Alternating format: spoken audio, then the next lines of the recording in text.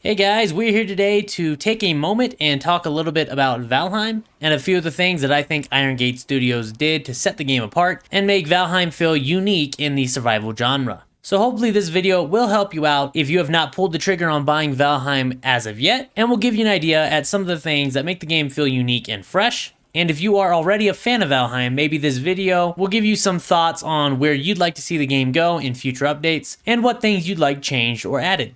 The first thing I want to talk about in Valheim is the combat, and specifically with combat, the power curve or power dynamic that you feel in the game as you progress.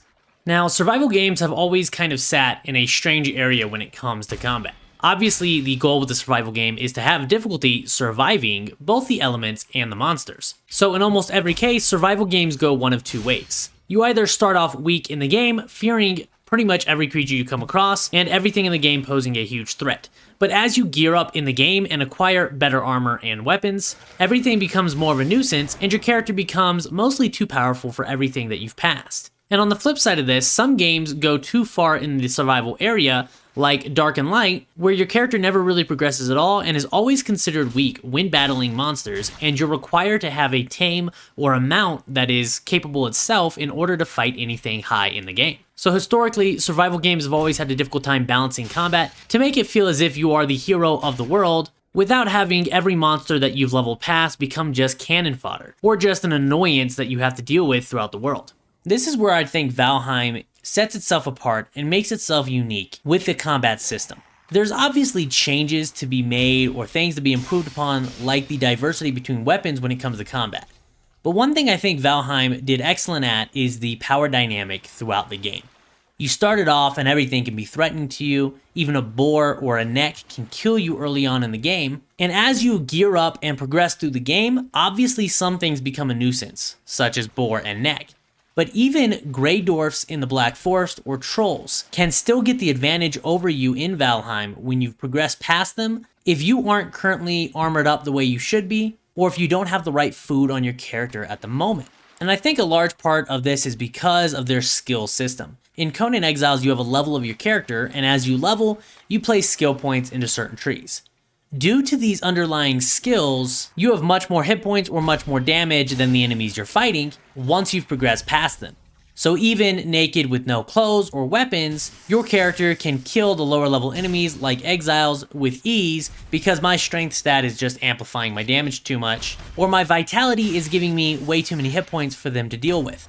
In Valheim, all the skills deal directly with how well you use each weapon. So when I come across that Grey Dwarf, I can still kill them fairly fast if I have the right weapon equipped, even if it's a low level version of a club. If my club skill is high, they die in 1 to 2 hits. But because of their food and health system, if I'm eating berries and mushrooms like a low level character would, and I don't have high quality food on me at the moment, those Grey Dwarfs can still do a lot of damage to me, allowing you to have the power gained through gear, like survival games often do, but still having that threat that anything in the game can kill you if you're not prepped in the right way. This leads directly into another thing I think Valheim did incredibly well, and that's the food and health system. When you look at every other survival game, the food doesn't really matter a whole lot. In Conan Exiles, you build whatever you can in the biggest bulk and just eat it whenever you need to fill the hunger meter, or to kick in a little bit of natural health regen. Sure, better made food does have better effects, but they aren't that noticeable, and you would just use a health potion in combat, or bandages when you have a slight pause, instead of using food to regenerate your health.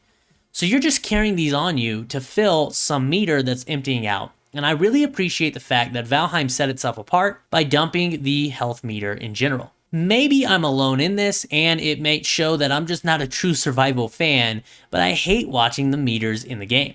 Valheim instead put a direct link between food and combat, making it to where you need to progress through the game and make higher quality food to take on the higher quality enemies. And you need to have enough stockpiled that you don't run out whenever you need to go out and fight trolls for a raid or go out and kill the next boss. Not only did they make it to where the food system required you to progress through it and get higher quality food, but they also made it to where you can't just make the easiest thing or what you have the best time farming. You have to create a diverse stockpile of food. Not allowing you to stack up on one piece of food at a time and allowing 3 different food items to be consumed at a time creates a diverse food setup that makes you farm a bunch of different materials.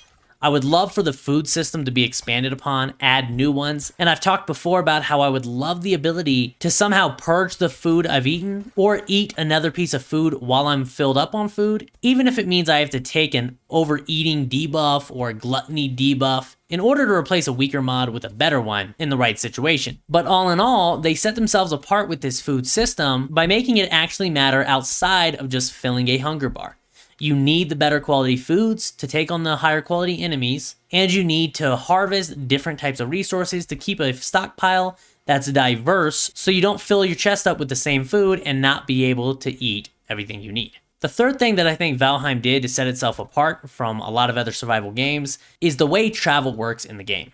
I've seen a lot of people call upon the developers to make it to where you can teleport ores in the game. And I've seen that they've said they're not planning on doing this, which I think is a great idea. It might be an inconvenience with the teleporting of ores, but it makes it to where the map feels so much larger. And there's obviously downsides with the procedurally generated worlds. No two sets of Black Forest really have their own feel or stamp on it, and you can't tell where you are all the times because there's no key landmarks in the zone. But the procedurally generated worlds make it to where traveling through it and exploring it is difficult. You don't know if you're going to pass through a mountain biome on your way back and have wolves attacking you when you simply don't have the food on you to generate a large amount of stamina and escape them. Or you don't have any meats to deal with the ice. You're not ready to get soaking wet when you go through the swamp. Whatever it might be, travel is difficult because you don't know what lies around each corner. And because of the procedurally generated world, they can make it massive. Meaning that when you die on the other side of the map, it has actual consequences. If you're playing a game like Dark and Light or Conan Exiles, whenever you die on the other side of the map, it's not that far away. You can sprint there without too much issue with no clothes on and not have to worry about any of the enemies catching you or posing much of a threat. Valheim's world size and decision to not allow you to teleport ores through their portal system has made the ships matter a whole lot. You need to have a backup ship at your base ideally for when you do die to be able to go get your stuff. Or at least have the materials that you can take and break down in order to build a ship on hand. This coupled with the fact that there are wolves in the game and some other creatures can actually track you down and outrun you, makes travel at night or travel when you are not properly equipped for a corpse run actually dangerous. You can't just say you're going to run out with no clothes on and sprint your way there and get all your gear back. You need to properly equip yourself, make sure you're rested, and eat food in order to make a proper corpse run or to go and collect a bunch of ore. The world size, the travel restrictions, and the danger posed by monsters, especially at night, make your decisions in Valheim more important.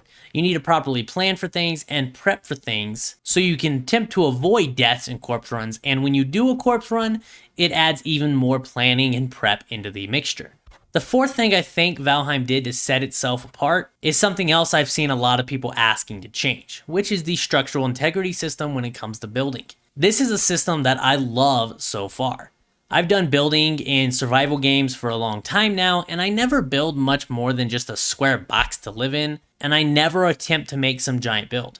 I played Conan Exiles for maybe 200 or 300 hours before I even knew that you could look at a building piece with a hammer and see that it had a structural integrity to it. And it was because building in the game wasn't very much of a challenge or something I needed to pay attention to much at all. Whereas Valheim, with its structural integrity system, almost made building a game in itself. Trying to come up with build ideas that are cool or large buildings is actually a challenge and a skill.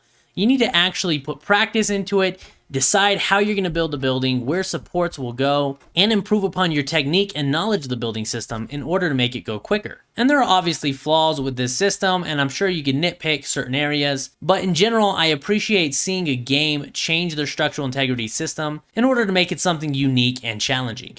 I've had a blast with Valheim's building to this point. I look forward to trying to come up with new ideas to build. And when I think about going back to Conan Exiles for Isle of Sipta, which I haven't played in at all, it doesn't sound as fun to build buildings in there because Conan Exile's building system never really challenged me at all. And this brings me to the last item on my list here of things that they did to set themselves apart, and that's the building piece diversity. Not trying to bag on Conan Exiles at all because I love the game, but in Conan Exiles, there's only 3 different tiers of buildings, and those just cover what strength they have, and everything is just a reskin of the same piece. You have your foundation piece, your ceiling piece, a wall and a roof, and it's all just skinned in different designs, and there's no real difference between materials. It's whatever you can get more of or what color you want to use. In Valheim, when you move on from the wood pieces and you gain ability to craft in stone, this doesn't leave wood back in the dust. It opens up new options for you and new designs, but you need to mix everything you've learned. There is no stone piece equivalent to a basic wooden wall. There is no way for a wooden beam to build as high as an ironwood beam. Core wood serves its own purposes for walls, flooring, whatever it might be, and sets itself apart from the basic wooden walls. I would love to see more options in building piece diversity in terms of roofs, but whenever I think about what they're going to add, I have to think about what sets it apart. If we got wood plank roofs for like shingles or something like that, what would it bring to the table that a thatch roof doesn't? Because that's how their building system has worked to this point. A stone wall brings a very different purpose and job to the game than a wooden wall does. Core wood poles bring a little bit more support and length than a wooden beam or pole, but is a lot harder to acquire. So there needs to be more building diversity, but each of those pieces that get added to the game, hopefully soon, need to bring their own pros and cons to the table, because that's one of the things Valheim has done best, is make it to where at no point in the game through progression do you ever outgrow the need for basic wood.